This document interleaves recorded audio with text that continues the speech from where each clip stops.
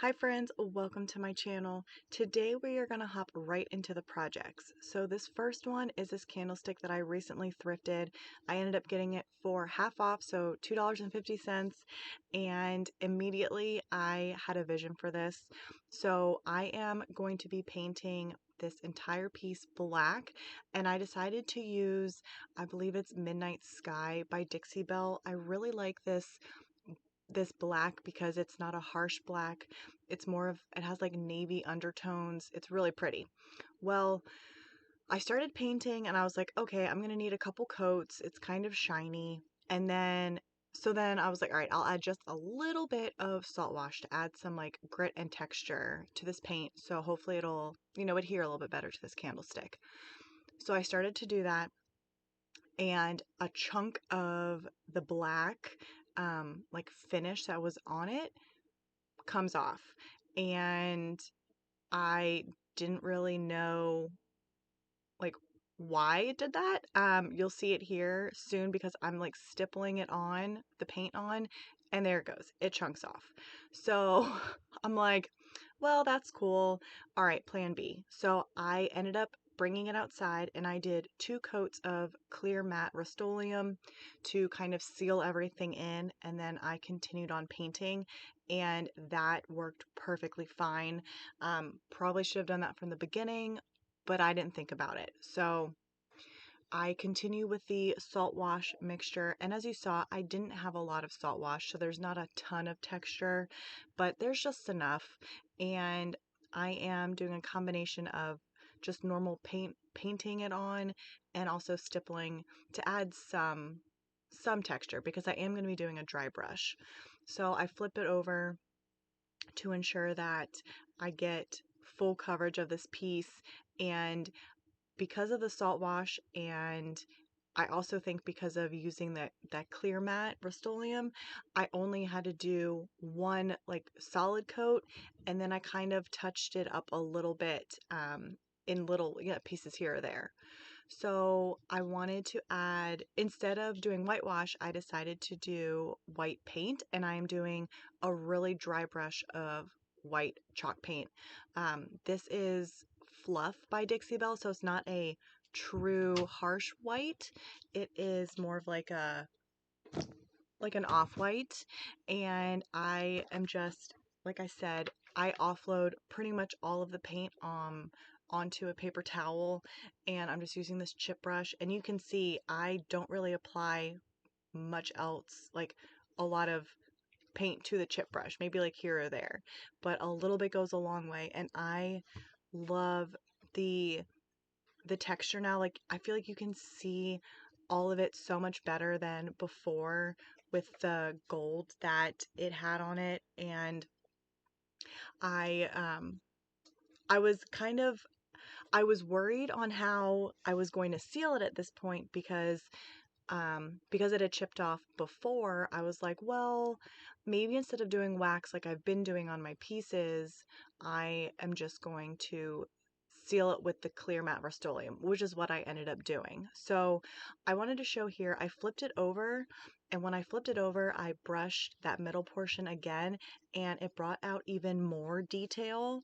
And I really love how this piece came out. I hope you guys like it too.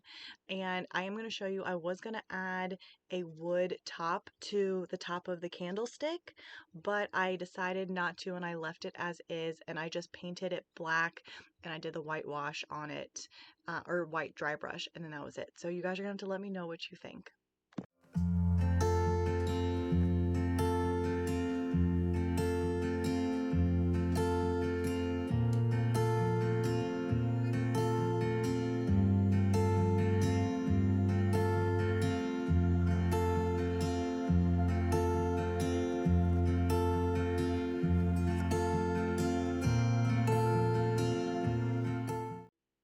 I recently thrifted these birds. I believe they were in my last thrift haul, and I decided I'm keeping these for myself. They are really dirty. If you can see them, especially like on the inside here, they were just really grimy. So I cleaned them off really well and used like the air compressor to get off as much as I could. And I decided to give them just a little bit of a makeover. I really do like how light they are, but I wanted to bring out more detail. So I decided to experiment with these two birds because I was keeping them for myself. So one bird I'm going to be doing one way and one bird I'm going to do the other way. So I am applying the fluff by Dixie Belle, and I thought that it would, first of all, it goes out of focus for a while, so I had to fast forward, and I'm sorry guys, but you guys know how to paint. So like I said, I cover this entire thing with fluff. It the I believe so they're the alabaster birds, and whatever the powder is that's on them, even though I cleaned them really well, was like still there. So as I was applying the paint, it was kind of creating this like chalky, like kind of like concretey kind of like mixture. And I really, really liked how chunky and how uneven the paint ended up adhering to this bird. And it gave me like, I was thinking of like like the little figurines that are out in the garden that have been there forever and they just have all of this weather and age to it. Like that's what this reminded me of. So I decided to go in with a gray for dry brushing, and it is Hurricane Gray, I believe, by Dixie Belle. And I again am just doing dry brushing like I did on the first project to bring out some of the details. I didn't want to do black. I thought it would be a little too harsh, and because I was kind of getting the vibes of like concrete and stuff like that, I thought a gray would be more appropriate. So that is all I did for this one, and I really, really love how this one turned out. So because I really liked how this one turned out, I almost did the same thing with the second bird. So with the second bird, I did like the base coat with the fluff, and then I went in with a second coat, and I'm doing a light gray, and I forget what the color is, but it is a very light gray. I think it's like driftwood. And this time I'm just like stippling it on. I'm using the same paintbrush that I was using with the fluff, and then I'm not going for full coverage with this one. I just wanted a little extra color to complement the white and the dark gray. And then I do the dry brush with the Hurricane Gray, just like I did with the first one. And I ended up sealing them with wax, like clear wax. Um, I I don't know if I should have done the clear wax or not. When I did the clear wax, some of the paint that I had applied like chunked off, but again, in the end, it just made it look even um, more like aged and weathered, and it ended up coming like I really, really like how these turn out. These are probably my favorite of all of the projects, so please let me know what you guys think.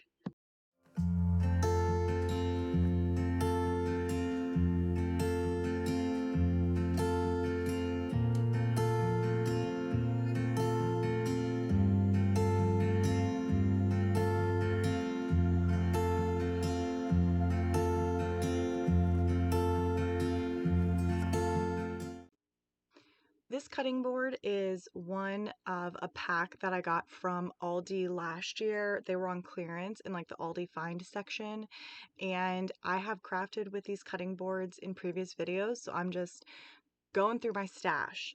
And these molds are the molds that I was waiting for in my last flip video that didn't arrive in time. So they are the redesigned by Prima that I got off of Amazon. I will link it in the description if you guys are interested. I did read everybody's comments of the last one when I used molds for the first time, and um, I basically the consensus is I need to try the IOD molds, and I will definitely be trying the IOD molds. I didn't get them the first time around because I needed them really fast, and I don't have, there's not a stockist that's in my town. I have to drive like 30 minutes, and I was like in crunch mode, so I didn't have time to wait for shipping, so I just did the Amazon, which is why only one came and the other one didn't. It's all good. It all worked out. But I will be trying the IOD molds, promise, because I'm very excited to try them. And I'm also trying something new on this one. Instead of using wood glue, I am using the Star Bond super glue to attach the mold to the cutting board. It worked great for me, and it dried very, very fast, so I was able to continue on with my project, which is even better. So I let this sit for, I don't know, maybe like an hour or two before I moved on with the project. The mold had started to harden up a little bit, so I figured it was okay to continue on. And I ended up painting, I do 2 coats of the Fluff by Dixie Belle, and then I just do a very light coat of the paint over top of the mold, just to kind of make sure it blends in. Even though they're both white, they're different kinds of like shades of white, so I just wanted it to blend in a little bit. I am really, really bummed that I did not get footage of the product that I used on the bird. So I went to Hobby Lobby for some other craft things that I needed in a pinch, and I was just walking up and down the aisles, and I came across these. um, it's very similar to Rub and Buff, because I was looking at the Rub and Buff and these were right next to them. In the next video or the next project, you will see me using it, so you'll know what I'm talking about. I just can't remember it offhand right now, and I am not in my craft room to go grab it, but you'll see it in the next project. So I grabbed a metallic finish and a like black shimmer finish, and I just used my finger and I applied it to the bird so that all of the details would really pop. Instead of doing like a dry brush or something, the shimmer from the metallic, like the gold and the black, just, I don't know, I thought it looked really nice. You guys will have to let me know what you think. And then I sealed it with Rust-Oleum, a clear coat, like a spray.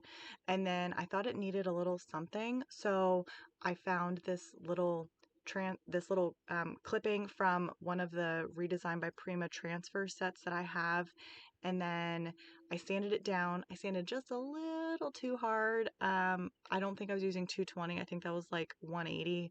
And then I sealed just the transfer part with polyacrylic. I add some twine to the top, and this piece is done.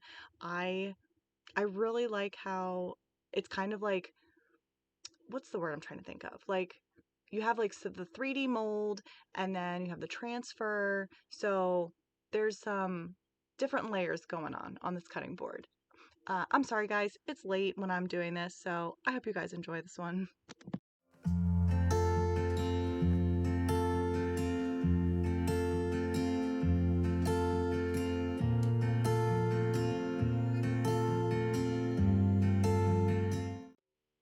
For our final project, we are going to be doing another cutting board, and I'm going to be playing this one off of the other project. So I'm using the same mold set, the aviary one, as the other project, but I'm just using a different mold. And this cutting board is also larger. It's the larger one of the set. So this mold was definitely delicate and fragile and larger. So I struggled a little bit, but I got it out fine. And I was afraid that I would ruin the mold or it would break or something if I tried to like glue it all down to the cutting board right away like I did with the bird. So I set it aside and I let it sit overnight, and it hardened up, and I just figured that it would be easier for me, not really having a lot of experience with molds. So that's what I did. And in the meantime, I did paint this cutting board. I had a leftover um, the paint mixture from the first project. So I was like, you know what, waste not, want not. Clearly, I'm in a mood for these projects. They are all kind of like vibing together. So I went with it, and I did the same thing as with the white one. I painted it and I distressed it.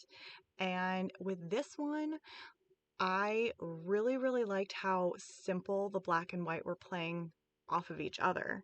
So, and I did not do a transfer with this one. I just did the mold, and I really like how it turned out. So this is that it's metallic luster, and that is what I grabbed from Hobby Lobby, what I was talking about. So I grabbed this metallic one, or iced espresso, and I also grabbed a black shimmer. So this was the first one I tried it on, and that's why I realized I wasn't recording the other one, because I hit stop after this one, and then I thought I hit record again. So this one was my first one, and I was messing around with it. The paintbrush wasn't really working to apply it. I ended up using my finger to apply it, and it worked a lot better. The paintbrush itself may have been too small, but it ended up bringing out the detail of the mold really well, and I made sure that it hit all of the highlights of this mold. So for this one, I only did that iced espresso glaze.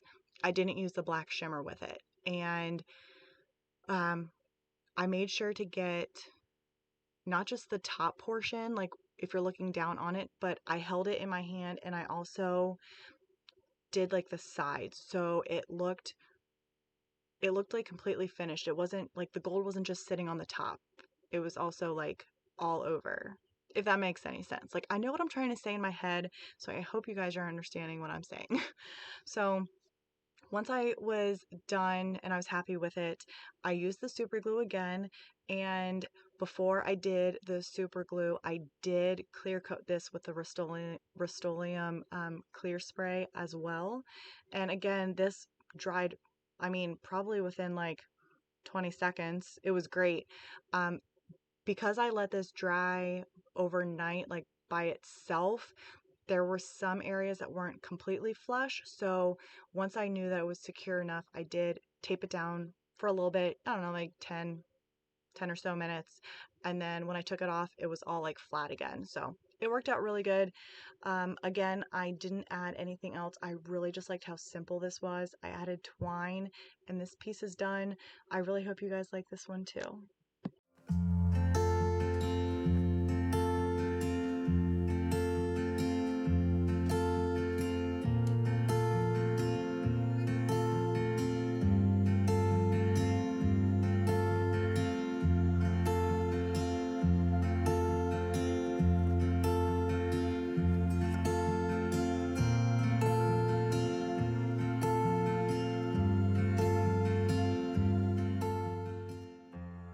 I really hope you all enjoyed these projects, and please let me know in the comments which one was your favorite. These birds I am obsessed with. I already have them decorated on my tiered tray. Absolutely love them. But again, I cannot wait to hear what you guys think. If you did like this video and you want to see more, please like this video. Please consider subscribing, and I will see you all in my next video. I hope you guys have a wonderful rest of your week, and I really do appreciate all of you. Thank you guys.